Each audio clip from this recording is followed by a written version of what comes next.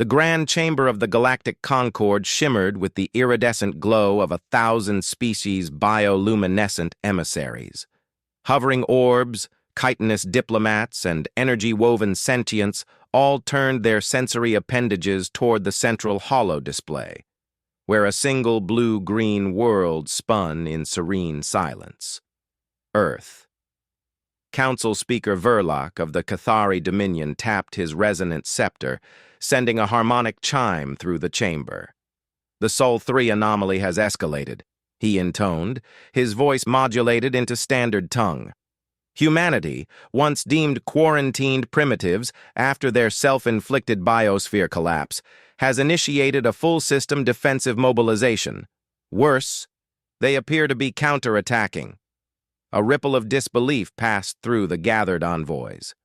"How?"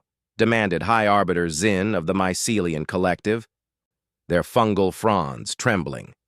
"They possess no jump-capable fleet, no quantum entanglement weapons. Their entire planetary defense grid was rated Class 2, barely above asteroid deflection." Then the feed shifted. From the void beyond Luna, human vessels emerged. Not sleek dreadnoughts or crystalline war forms, but jagged, asymmetrical constructs forged from repurposed orbital debris, hollowed-out freighters, and jury-rigged asteroid tugs. At their van, a vessel bore the faded insignia of UNSS Persephone, a ship listed in Concord archives as a civilian deep space habitat, and they were moving at impossible speeds. "They've strapped Alcubierre microdrives to cargo haulers," whispered Evan Rowe, Earth's sole representative at the Concord. Though representative was generous. Earth had no vote, no embassy. Only Evan, a disgraced exo-engineer stranded during a diplomatic mishap years prior, now tolerated as a curiosity. Beside him, Susan Ardent, technically an xenocultural observer, but really just a linguist with too much clearance, leaned forward, eyes wide. "They're not just defending," she murmured. "They're hunting." The display zoomed out. The attacking force was the Varathi swarm, a hive mind species known for devouring star systems, converting biomass into self-replicating war forms. Their fleet numbered in the millions. They'd already consumed 3 Concord protectorates, and now they'd targeted Sol 3, drawn by the planet's rich biosphere and residual radiation from ancient nuclear conflicts, a delicacy to Varathi metabolisms. But Earth was fighting back in ways that defied galactic logic. "Observe Sector Theta 9, Verloc commanded. On screen, a human scout vessel, no larger than a shuttle, detonated near a Varathi command spire.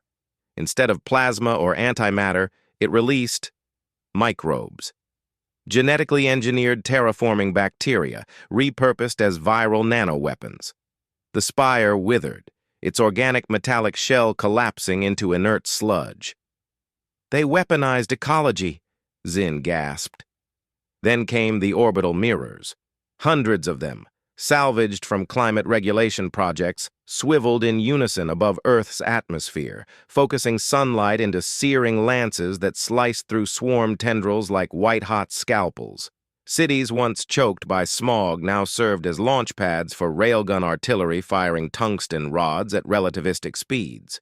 Farmers, scientists, school teachers, all had been integrated into a planetary warnet within hours.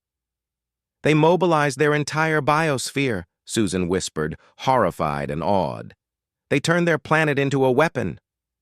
Evan's jaw tightened. He remembered Earth, not as a war machine, but as a world of stubborn gardeners, midnight poets, and kids building rockets from scrap. Humanity didn't wage war like the Concord. They didn't think like the Concord. To them, survival wasn't strategy. It was instinct. "They're not just repelling the swarm," Evan said, voice low. "They're erasing them." The feed flickered again. A new signal pulsed from Earth, not a weapon, but a broadcast. In 12,000 languages, ancient and alien, synthesized by Susan's own linguistic algorithms during her exile. It wasn't a plea. It wasn't a threat. It was a eulogy. We remember your names, the voice said, soft, human, female. We remember your worlds. We will not forget what they tried to steal. Then, from the dark side of Mars, something ignited.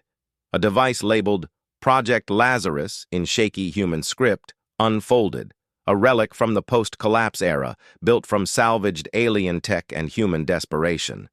It didn't explode. It unfolded space-time, creating a temporary gravity well that dragged the swarm's central nexus into a micro-singularity. Silence fell over the Concorde chamber. The Vorathi fleet, once a tide of cosmic hunger, was gone. Not defeated, unmade.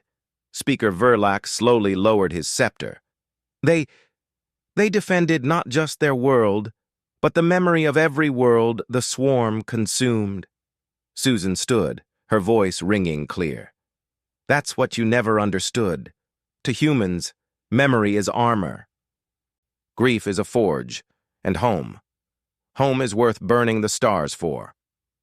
Evan didn't smile, but in his eyes flickered the same fire that had turned Earth's oceans into coolant for railgun capacitors and its children's songs into encryption keys. The Galaxy Council watched in horror, not at Earth's violence but at their own blindness. They had labeled humanity chaotic, irrational, fragile. They had forgotten. Fragile things often shatter outward, and when they do, they leave galaxies changed. Word count, 998. Style, third-person limited, shifting subtly between Susan and Evan's perspectives. HFY theme, humanity's ingenuity, resilience, and moral ferocity in the face of extinction.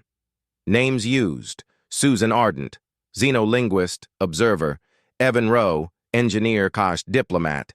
Let me know if you'd like a sequel or a different tone.